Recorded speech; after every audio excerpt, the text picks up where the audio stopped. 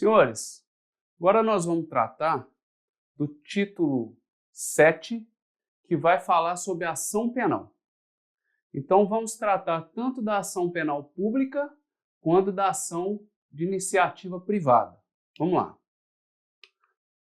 Para que possamos entender, a ação penal ela vai se subdividir em dois grandes grupos: as ações penais públicas e as ações penais privadas. Tá ok? Então essa é a principal diferença que nós vamos ter aí. Em um ramo eu tenho as ações penais públicas, no outro ramo a ação penal privada. Perfeito?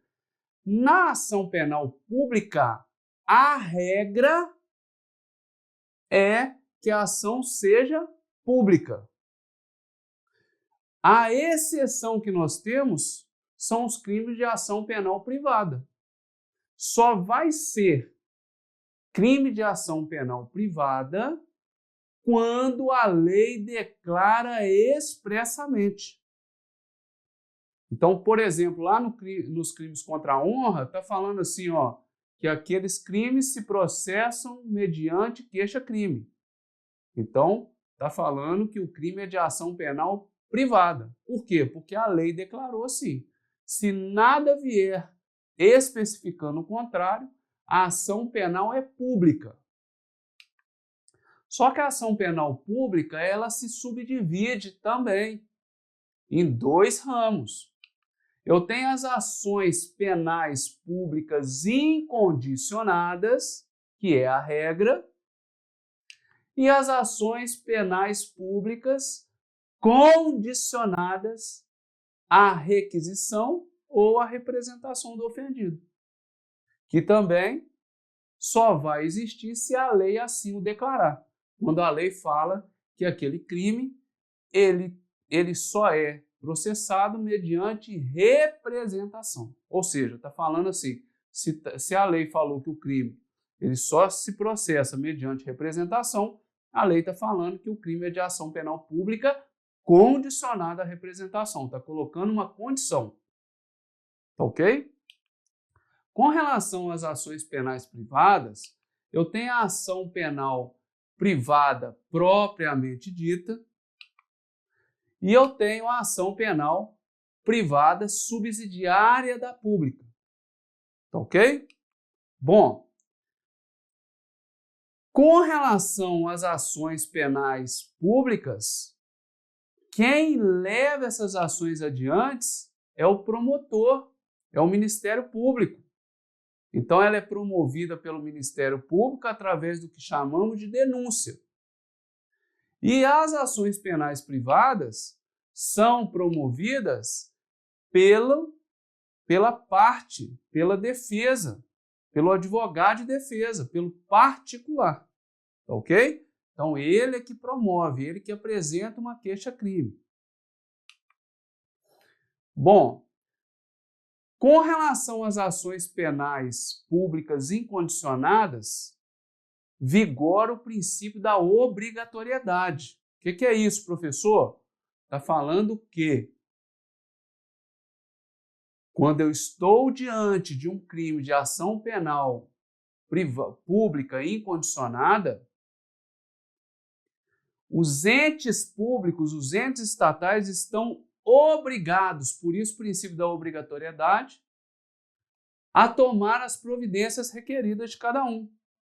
Então a polícia, né, tem que fazer a prisão, tem que apresentar para o delegado tem que instaurar o competente inquérito ou auto de prisão, perfeito? O promotor tem que oferecer a denúncia, o juiz tem que processar, ou seja, todos estão vinculados àquilo. Não adianta o promotor não querer denunciar porque não está na possibilidade dele. Ele está vinculado ao princípio da obrigatoriedade. A ação penal pública condicionada, já o próprio nome já falou, depende de uma condição. Então, a ação penal, para que ela tome o rumo, para que ela realmente aconteça, para que exista um processo decorrente daquela ação, perfeito? Ela vai depender de uma prévia provocação do interessado. Então, eu dependo que o ofendido, por exemplo, tenha interesse na ação.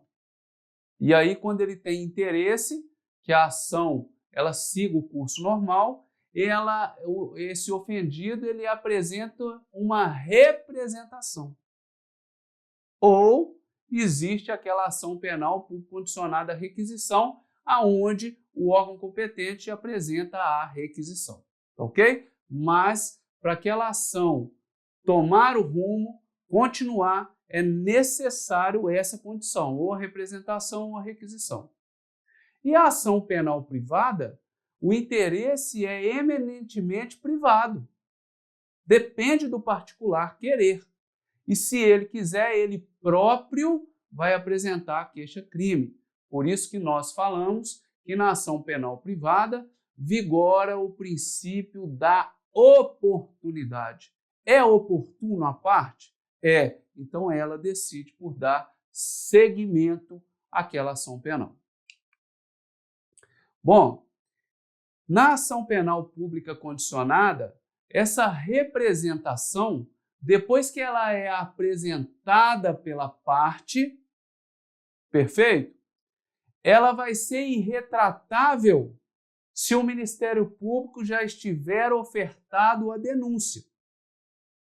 Então, até antes do Ministério Público oferecer a denúncia, aquele que representou pode desistir da representação, pode se retratar.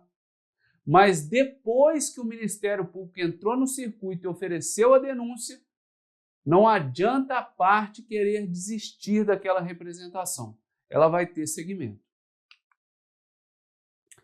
Na ação penal privada, é importante que consigamos definir as suas subclasses.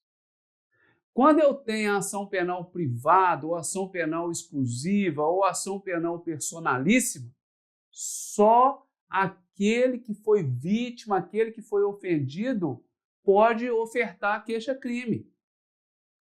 Se esse indivíduo vier a falecer, não existirá mais a possibilidade de ingresso com essa ação, de ingresso com a queixa-crime. Perde-se o objeto. Então, é só o ofendido. Eu tenho também a ação penal privada subsidiária da pública. O que é isso, professor? Essa ação, na verdade, ela seria uma ação penal pública incondicionada. Ela deveria ter sido intentada pelo Ministério Público, mas o promotor perde o prazo. Ele se mantém inerte e, perdendo o prazo previsto lá no nosso Código de Processo Penal, surge para a parte interessada a possibilidade dele entrar com a queixa-crime em substituição à denúncia que deixou de ser oferecida pelo Ministério Público.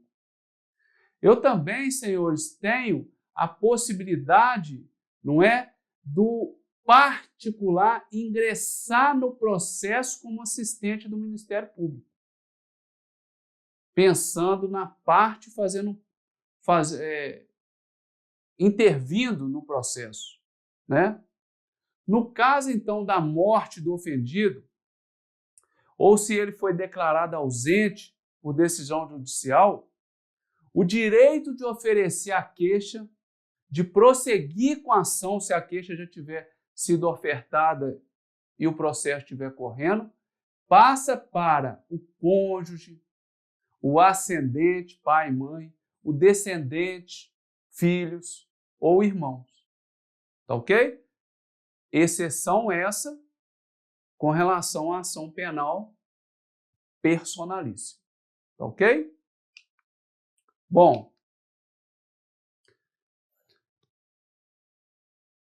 professor, existe um prazo para a vítima, para o ofendido, ofertar a queixa no caso da ação penal privada ou ofertar a representação no caso da ação penal pública condicionada à representação? Sim. E para isso a gente dá o nome de decadência do direito da queixa ou representação. O que é decadência do direito? É perder a possibilidade de ingressar. Ele não vai poder mais, passou aquele prazo, ele não tem como dar entrada naquilo ali, com aquela ação. Ele não pode mais ofertar queixa ou representação. Então veja bem, se não exercer esse direito de apresentar queixa ou representação dentro do prazo de 6 meses, ou seja, até 6 meses, contado de quê, professor? Contado o dia em que ele veio saber quem é o autor do crime. A partir do momento que eu tomei conhecimento da autoria, está ali contando esse prazo decadencial de 6 meses. Ou, outra possibilidade de contagem. No caso de ação penal privada subsidiária da pública, que é aquela que o promotor perde o prazo, do dia em que se esgota o prazo para o promotor oferecer a denúncia. Então ele perdeu o prazo, a partir dali começa a contar os 6 meses desse prazo decadencial.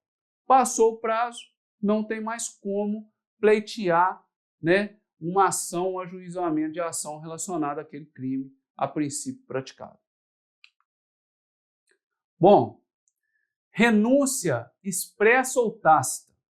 Então, meus amigos, eu posso, né, praticar, eu posso renunciar ao meu direito, ao direito de apresentar queixa. Não posso? Se a ação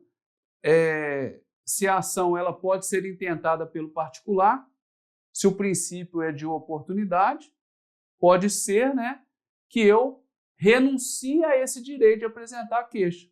E essa renúncia pode ser expressa, né, falada, escrita, ou pode ser tácita, quando eu pratico um ato incompatível com aquela vontade. Eu demonstro claramente pelas minhas atitudes que eu não quero prosseguir com a ação. Tá ok? Se for renunciado, esse direito de queixa não pode ser exercido. Coloquei lá claramente que eu não quero exercer aquele direito de queixa, que eu não quero intentar ação contra quem, por exemplo, me injuriou. Eu não, mesmo que eu esteja dentro desse prazo de 6 meses, eu não posso mais exercer. Por quê? Porque eu já deixei claro, eu já renunciei àquele direito. Então eu não posso retomá-lo. Bom, e com relação ao perdão do ofendido, professor, pode acontecer? Pode. O ofendido, então, em um determinado crime, ele pode perdoar nesses crimes de ação penal privada. E isso vai também obstar o prosseguimento da ação. Não tem como dar prosseguimento àquela ação mais. Por quê? Porque quem foi ofendido já perdoou o suposto autor.